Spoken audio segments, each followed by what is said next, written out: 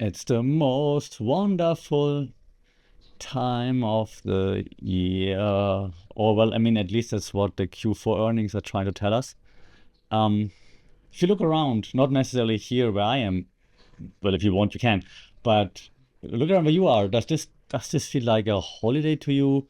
Does it feel like a deadline? Does it feel like you're stuck somewhere between childhood magic and adult debt?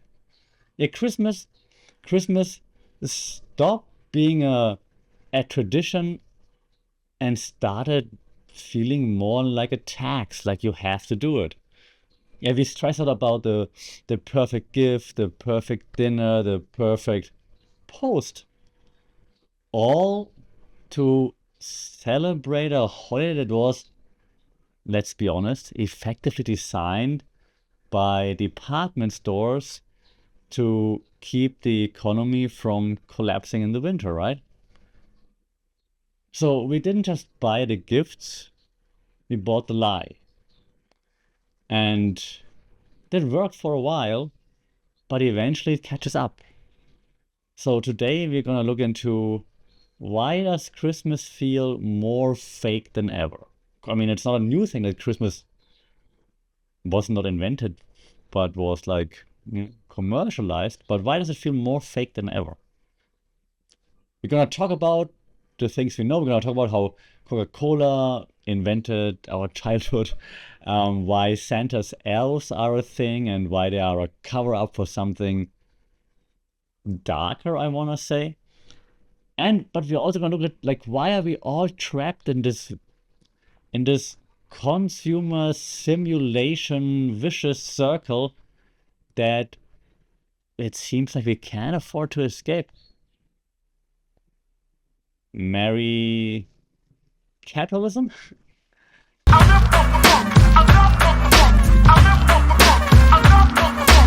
Saudi Cup and welcome to another episode here for the Funky Pod Mindful Media and Communication, the podcast where we look into like why do things work the way they do with a media and communications lens. And today we're taking on Christmas. And hey, so before you think that I'm like a Christmas Grinch and everything like this, if you're watching the video behind me, you see a fake or you see a little Christmas tree. So I'm not one to say like don't celebrate Christmas. Not at all. I cherish those childhood memories too. I think. Which memories? I don't remember. Oh, I have to talk with my psychiatrist a lot. Um, that's not the point today. And today we're talking about like why is Christmas the way it is and why does it feel like too much? Okay. So I'm gonna bring you a few theories as always. We're gonna talk about like when did it switch from peace and joy and harmony to something else, and so on. We also talk about like why Christmas isn't just a religious holiday anymore, right? It's a social festival, because it's the financial engine of like I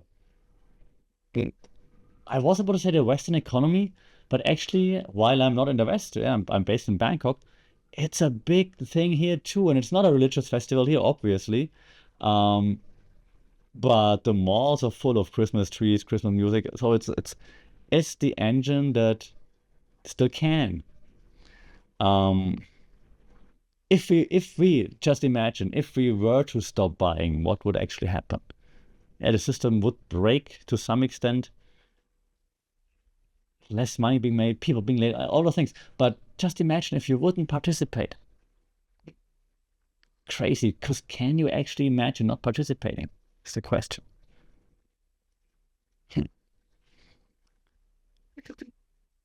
When we think about and then we start right with the actual theories. But when we think about like when was this shift from like joy and happiness to stress and debt? Of course, at some point when you're getting older, when you're growing up, but crazy how that shift is so dramatic, right? But more on this in a second. Before we go down that road, let's talk about like the invention of the myth, right? The For a lack of better term, let's call it the Coke theory. Because I mean, hey, thank you, Coca-Cola.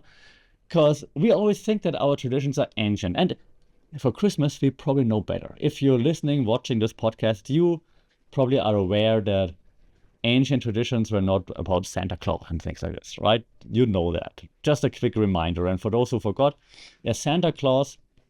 But our visuals of Santa, like big, chubby, jolly, red suit, white belt, white beard, all those things, they were kind of like solidified by, and I wrote it down, by Haddon Sundblom for Coca-Cola back in the day, in the 30s. And before that, Santa was more like the stuff you see in German fairy tales, to be honest. Scary or more like green and brown stuff. You know. Then around comes Coke with their advertising agency and go like, hey, we make it jolly. Rudolph the Red-Nosed Reindeer was invented by a copywriter, and I wrote it down too, for Montgomery Ward in 1939. Why? To sell coloring books, because you have the nice red nose and you can color it. I know you know this, but you ignore it. So here's a reminder. Okay? In a second, hopefully something new. But I know we all know this, but we need a reminder, like, this, what we see right now, has been made up for us to consume more. Okay? Which tells us also that we're nostalgic for the marketing that we know, not the history behind it, because there's no history behind it. That might also be a reason why we hate those AI campaigns by Coke now so much. We got accustomed to their marketing. Their marketing is part of our history. We're like, hey, at least give me, like, the holidays are coming. Give me that old school Christmas ad vibe, and not that AI generated, nice looking, but still AI slop Christmas vibe. The second thing I wanted to talk to you about, and that's where you probably cancel me now, because you can't handle the truth. The elf myth, right? And I'm from Germany. We don't have elves, because where I'm from in Germany, in the south, the Christmas child is bringing the presents, like in many South American countries as well, I believe. Like baby Jesus is bringing it, so we have the Christmas child bringing it. It's like this blonde angel-looking creature that visits you on the night of the 24th. You're in the dining room with the family. Then you hear a bell. Oh my God, it's been there, and you run to the living room, and then the presents are under the Christmas tree. So on the 24th, by the way, Christmas is on the 24th. But we all know the story of the elves working in the North Pole, creating all those cool things for Santa Claus so that he can hand it out. You know what it is? Commodity fetishism. That's what it is. Yeah, Karl Marx talked about it. Now you wonder, how can you bring Karl Marx into a Christmas episode? I'll tell you how. Are you happy you're listening to this right now? Ruining Christmas with Karl Marx. Don't worry, I'm not here to on Christmas the whole time. But it is commodity fetishism. Yeah, the obsession with gifts, commodities, explains how we obsess over the products, but ignore the labor that made it. And now, if you're honest, where did you buy the majority of your Christmas gifts? Amazon? Temu? Shein? Do you know where they're made? Do you care? Hint, it's not at the North Pole. It's probably around the corner where I live, to be honest. Yeah, so, you're right, Noah? My cat agrees. So, Santa's workshop is the ultimate capitalist fantasy, if you will. Yeah, it hides the reality of production instead of thinking about factory workers, sweatshop, global south. We are told that toys are made by magic elves at the North Pole, and they're all happy all the time. Next Christmas movie should be set in Bangladesh. But this disconnect allows us to focus on like, hey, gifts are cool, rather than on, oh shoot, how did they actually made it? How is this so cheap right now? How can I buy this on Temu for like €5? Huh? And the elf is a sanitizer. And now you're like, yeah, you don't have to show everything. Yeah, I don't have to. And I won't, because again, I appreciate Christmas time as well. And I'm all for like helping others, sharing, spreading joy, all those things.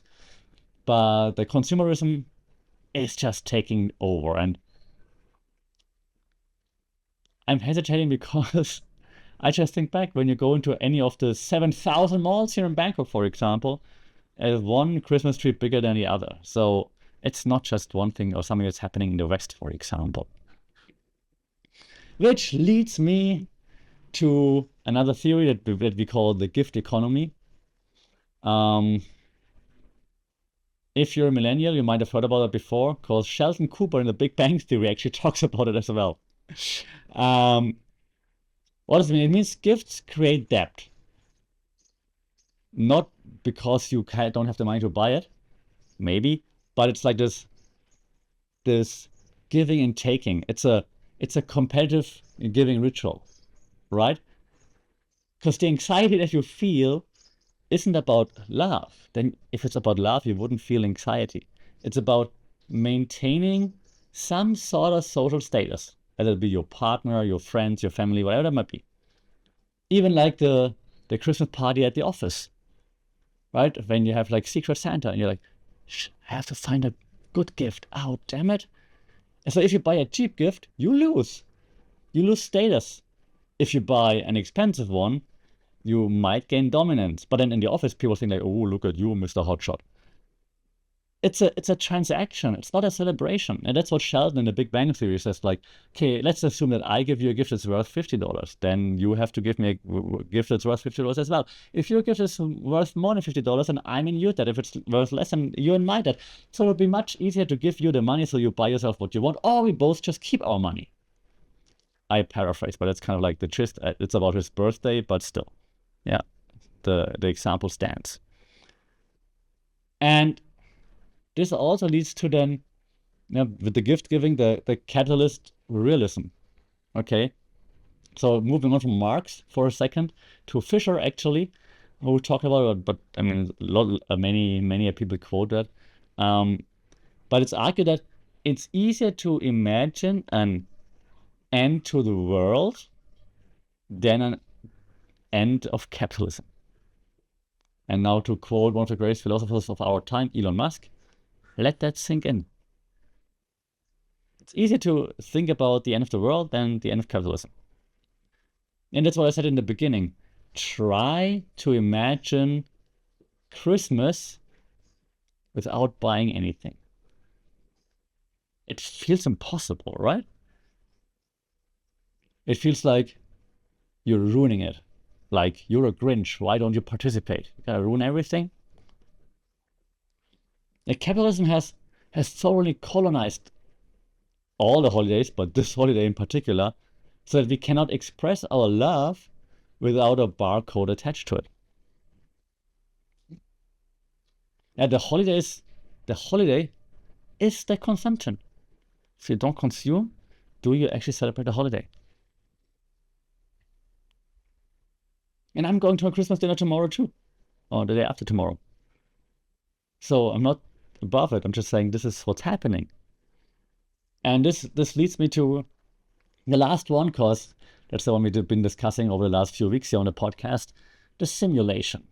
And again, if it's your first time listening, it's not the Elon Musk simulation. It's, well, maybe it's part of it. It's the Sean Baudrillard simulation / simulacra / hyper reality, right?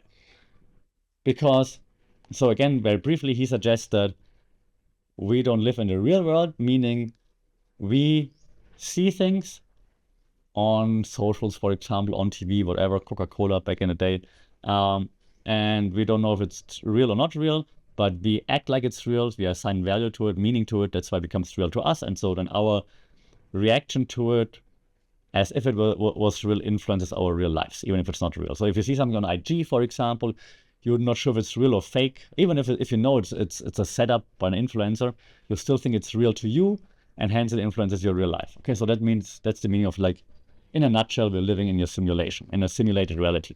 Okay, okay. So when it comes to Christmas, we move from experiencing the holiday to performing it. That's the simulation. We're not just in it, like, hey, cool. We're performing. We perform. We buy gifts that we have to buy. We go to Christmas dinners that we have to go to. We create posts for social media that we know others expect us to see from us. Okay, we're performing Christmas. We're not living in it. We're not enjoying it. Yeah, what evidence? Glad you asked. Matching PJ photos. Cute, but if you have to do it all the time, unboxing videos. That's one of my biggest, I don't know if it's a pet peeve or just an annoyance, but we're simulating warmth, right? We're simulating warmth for who? For a digital audience? For people you don't know? For attention that you want to have? Yeah, right, Snooze? Tell the people. We want the aesthetic, right? Snooze agrees. You see it on the video right now. If you want to see a cat, check out the video. Yeah, we want the aesthetic of Christmas more than the reality. Hey, don't step on the computer. Okay, thank you. Don't unplug the microphone either, Snooze. You little Grinch. So we want the aesthetic of Christmas more than we want the reality. Right, Snooze? Okay. Snooze is telling me to wrap it up, so I'm gonna wrap it up. You need food, Shamai. Okay. So, takeaway from while my cat is interrupting the podcast. What do? We worship the god of commerce at Christmas. I mean, all the time, but at Christmas even more so, right? And in Christmas, the god of worship is dressed up, not as a black cat. Yeah, say hi, Snooze. Okay, but in a red suit, right? The solution: ignore Christmas. No, that's not what I'm saying. I'm not saying you should hate on Christmas. Okay. And you shouldn't kill it, because, I mean, at its core, spending time with the family, sharing, spreading joy, helping others is fantastic. But you can change the metrics. You can change what does Christmas mean to you. How do you measure a good Christmas? Yeah, refuse the dead. Refuse the perfect aesthetic. Just really focus on what it's about for you. Meeting with your family, meeting with friends, spreading joy, donating, helping others, things like that. You don't have to tell the world about it, says the guy on a podcast right now. Now, the system wants you to buy, so the radical act would to maybe be just to be. Yeah, that said, I do wish you a very happy, Merry Christmas, if you will. If you're not celebrating Christmas, happy holidays, of course. I hope you were able to not give in to all the pressure. I hope the pressure doesn't get to you too much. I hope you're finding ways to, take time to yourself, reflect, enjoy with the people that matter to you the most, or with your cats. And yeah, don't give in, don't give up. Enjoy the holidays. Make the best out of it, and let me know how you celebrate. Did you find a way to not give in to the consumerism? Do you say, hey, you're exaggerating, it's okay, once a year we can do it? Like, let me know your thoughts in the comments. That would be fantastic. Like, share, and subscribe. That would also be amazing, so we reach a wider audience and we can have wider discussions. Until then, stay safe, take care, happy holidays, Merry Christmas. Until then, Howdy Cup.